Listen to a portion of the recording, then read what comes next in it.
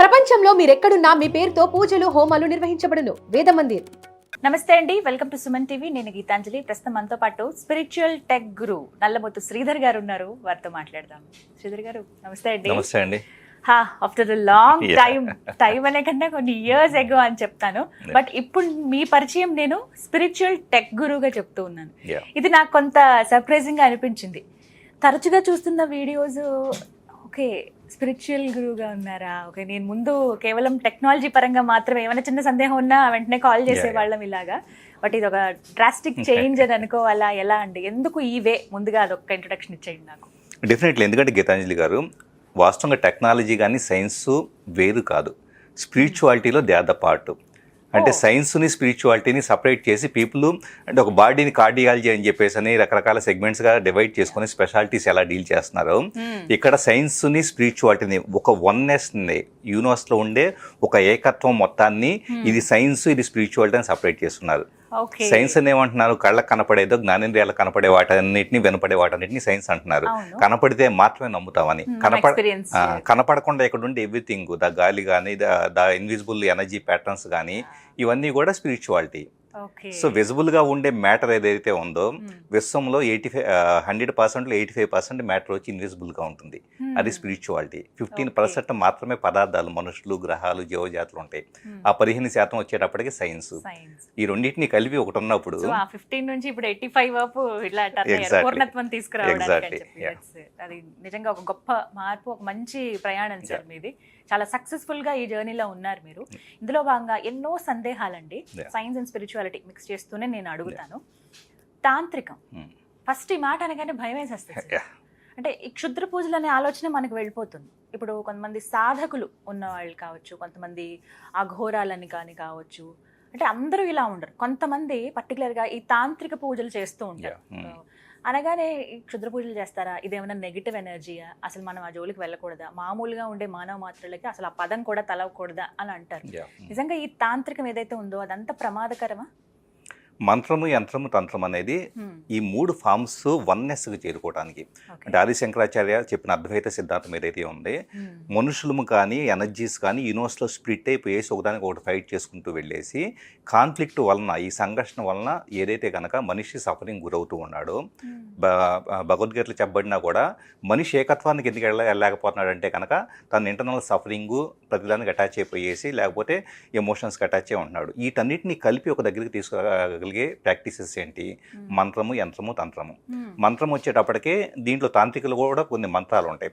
వేదాంతం అనేది వాస్తవంగా తాంత్రిక ఎక్కడ వస్తుందంటే నార్మల్గా మనం రెగ్యులర్గా చేసే ప్రాక్టీసెస్ ఉంటాయి.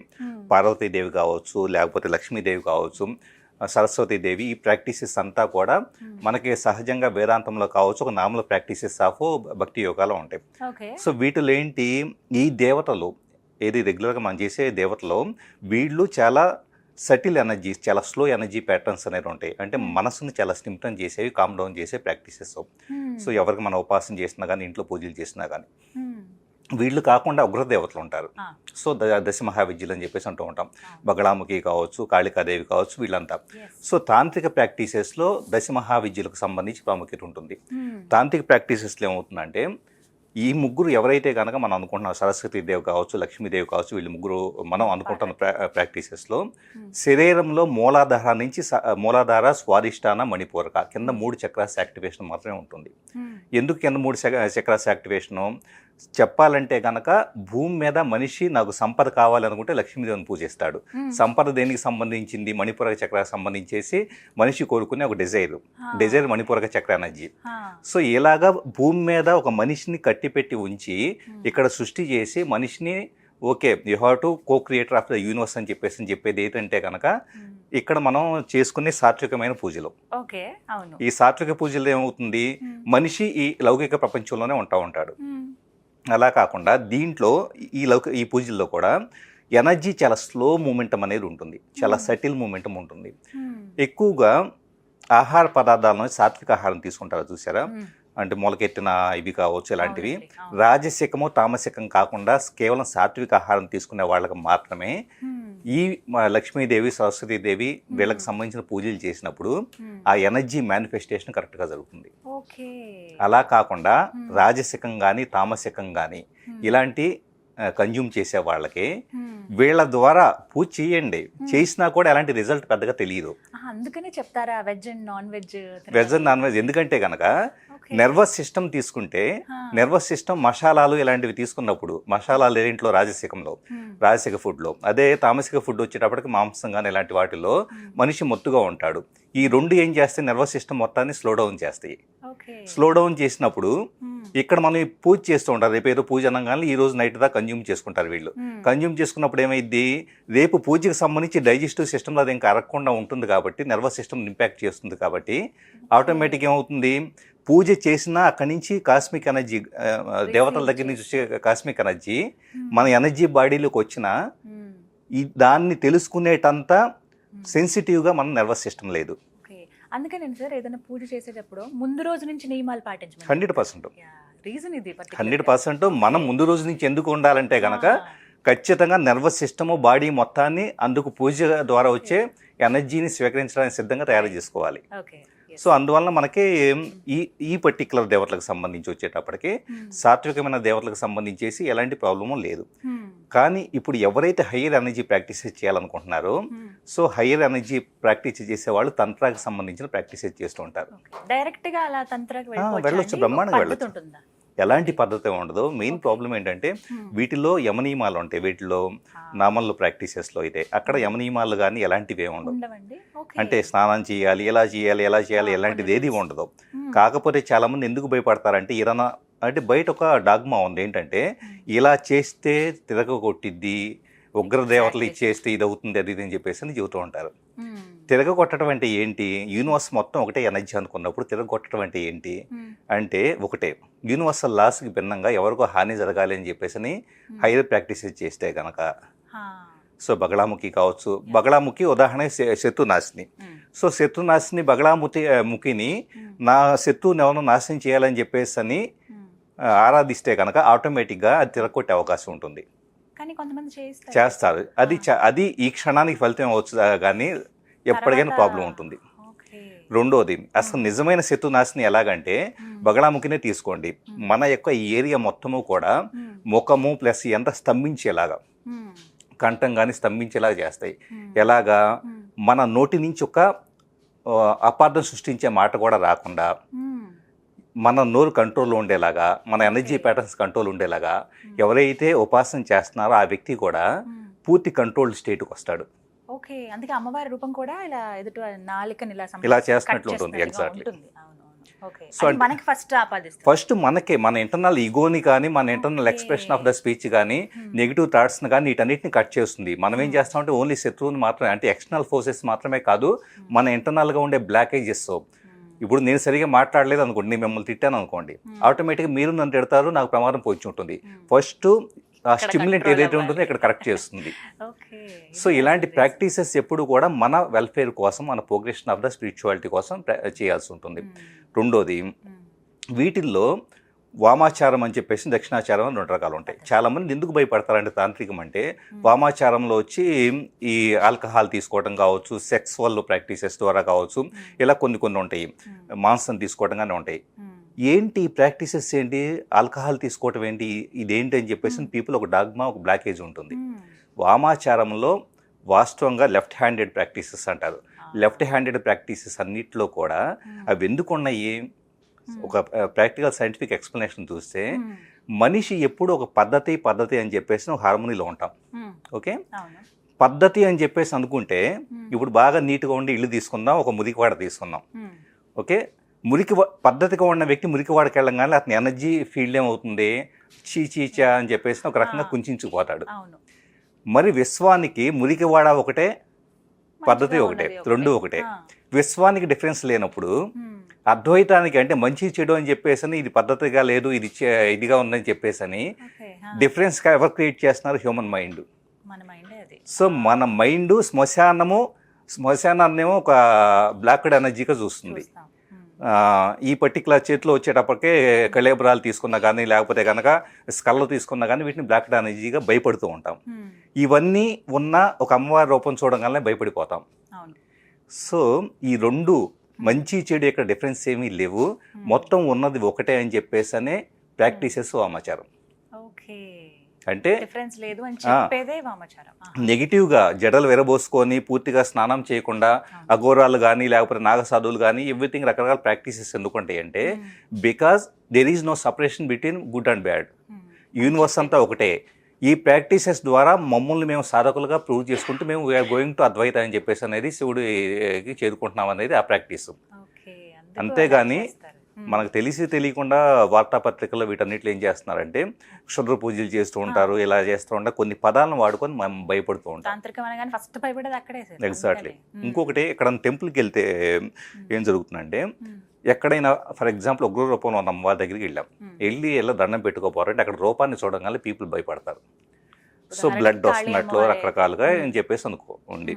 ఏమైంది, ఎందుకు భయపడుతున్నారు అంటే మీ ఇంటర్నల్గా మూలాధార చక్ర భయం అనేది మూలాధార చక్ర energy blockage.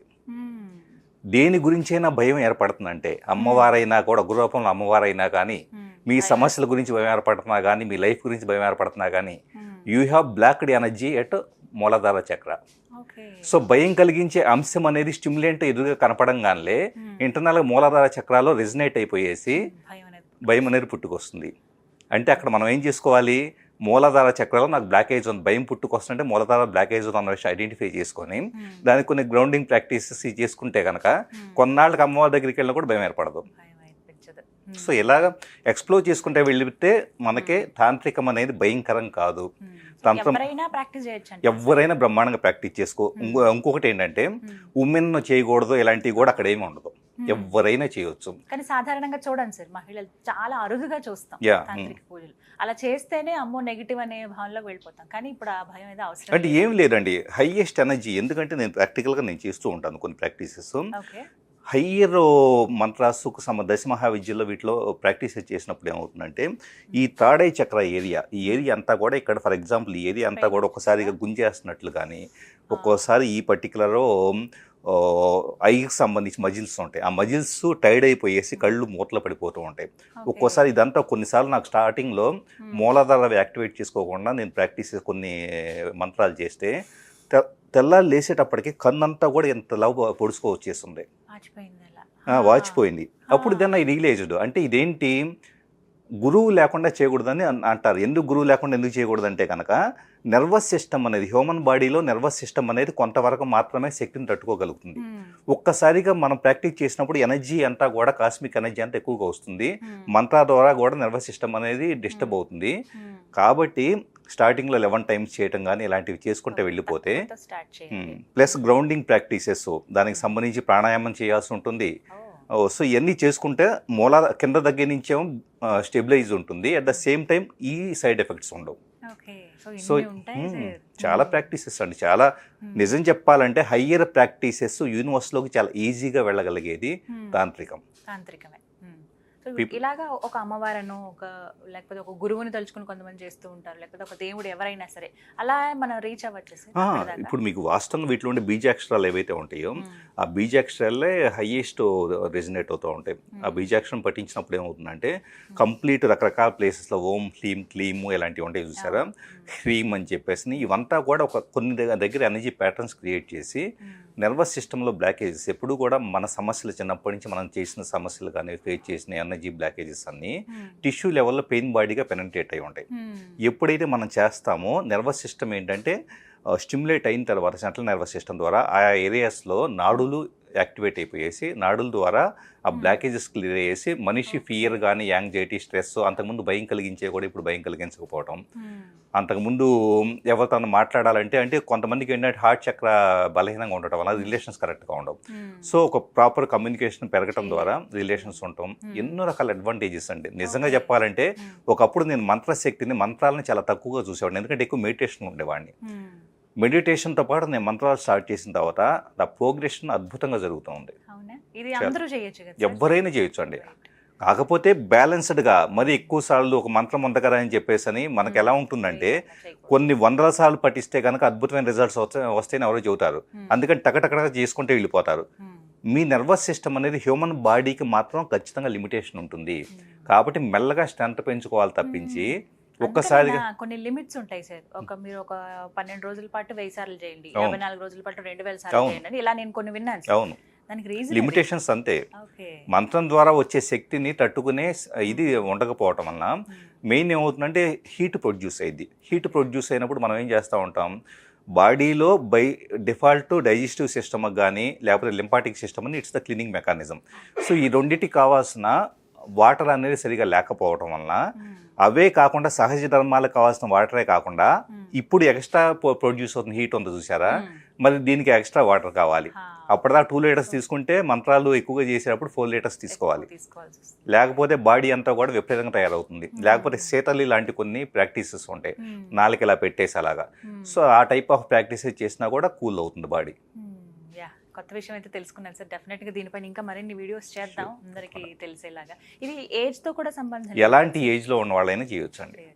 Thank you so much sir. Welcome అండి. నమస్తే.